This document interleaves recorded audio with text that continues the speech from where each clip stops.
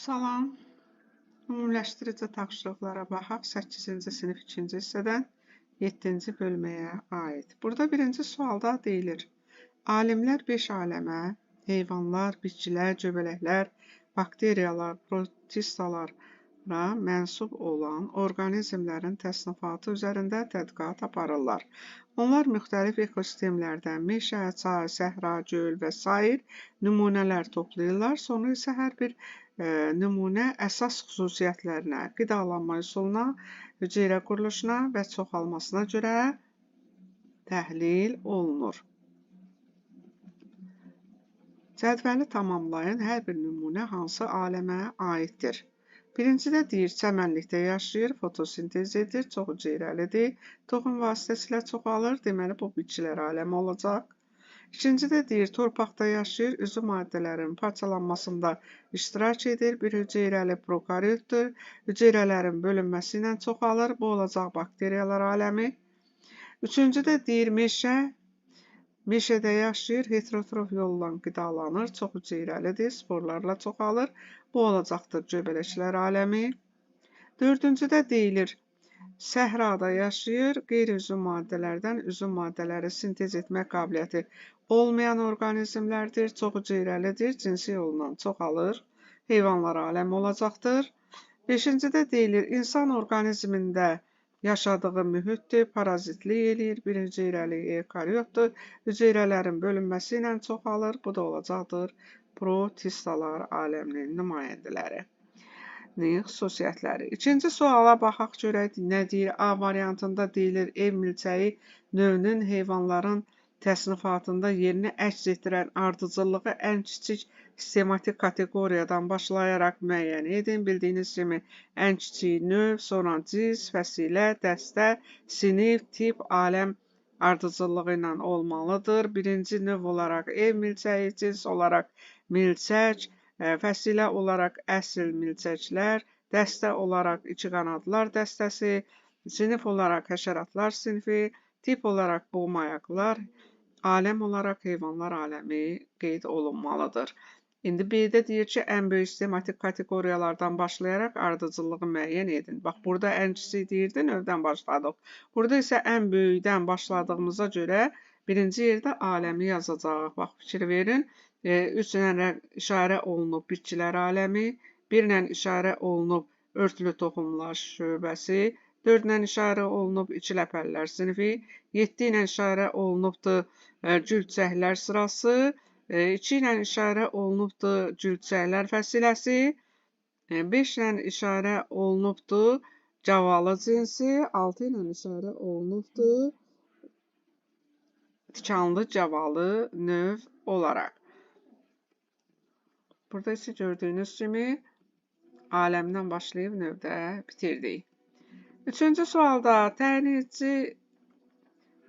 edici açarlardan istifadə edərək bitkiləri müəyyən edin. Toxuma və orqanlara malikdir. Xeyr, birinci olacaqdır yosunlar. Bildiyiniz kimi, yosunlarda toxuma və orqanlar yoxdur. Sonra deyir, toxuma və orqanlara malikdir. Bəli, sporla çoxalır. Bəli, sporla çoxalan bitki dişi bitki üzərində ziqotdan ayaqcıqlı qutcuq inkişaf edir. Bu mamırlara aiddir. Bəli, 4-ü yazacaq mamırlara. Dişi bitki üzərində ziqotdan ayaqcıqlı qutcuq inkişaf edir. Xeyr, 3 olacaqdır qıcıkimlər, sporlu bitki olduğuna görə. Sonra keçirib növbəti sporla çoxalır. Xeyr, toxumları dişi qozanın daxilində əmələ gəlir. Bəli, 2 olacaqdır şam, çılpaq toxumlulara aid. Toxumları dişi qozanın daxilində əmələ gəlir. Xeyr, toxumların şeyində 2 ləpə var. Bəli, bu olacaqdır meyvəsi şirəlidir. Bəli, 6 ilə işarə olunacaqdır. Bax, 2 ləpəli olaraq, bax bu bitkini, yəqin ki, alma bitkisidir. Sonra toxumların şeyində 2 ləpə var. Xeyr, yəni 1 ləpəlidir. Birləpələrə aid taxıllar fəsiləsinə bax qarğıdalı biçisini 5-i bax qarğıdalının təsviri olan yerə yazırıq.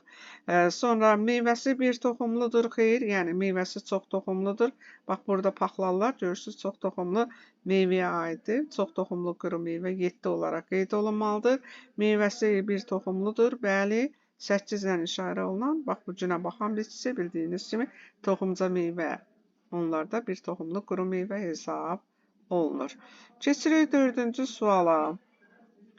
Heyvanların təsnifatını əks etdirən sxemdə 1-dən 7-yə rəqəmi ilə hansı sistematik kateqoriyalar göstərilmişdir? İndi birinci heyvanları soruşur. Bax, bu gördüyünüz birlərlə işarə olunan növlərdir. Növlər cinslərdə birləşir, cins fəsilələrdə birləşir. Qeyd eləmişəm üzərində siz üçün daha rahat olmaq üçün. Fəsilələr dəstələrdə, heyvanlarda dəstələrdə, birinci heyvan soruşulduğuna görə dəstənin adını qeyd eləmişəm. Dəstələr siniflərdə, siniflər tiplərdə, tiplər isə aləmdə birləşmiş olur. İndi B variantında deyir ki, bitkilərin təsnifatında hansı sistematik kateqoriyanın adları heyvanlardan fərqlənir? Bax, gördüyünüz kimi növlər bitkilərdə də eynidir, heyvanlarda da, fəsilələr də, cins fəsilə oxşardır, amma 4 ilə işarə olunan bitkilər aləmində dəstə heyvanlara aiddir. Bitkilərdə isə sıra təsnifat göstəricisi olaraq 4 ilə işarə olunubdur.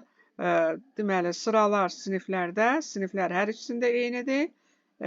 Sonra isə siniflər şöbədə. Bax, bu şöbə bitkilərə aiddir. Onlar isə öz növbəsində aləmdə birləşmiş olur. Gördüyünüz kimi bitkilərdə 4 ilə işarə olunan sıra və 6 ilə işarə olunan şöbə heyvanların sistematik kateqoriyalarından fərqlənir.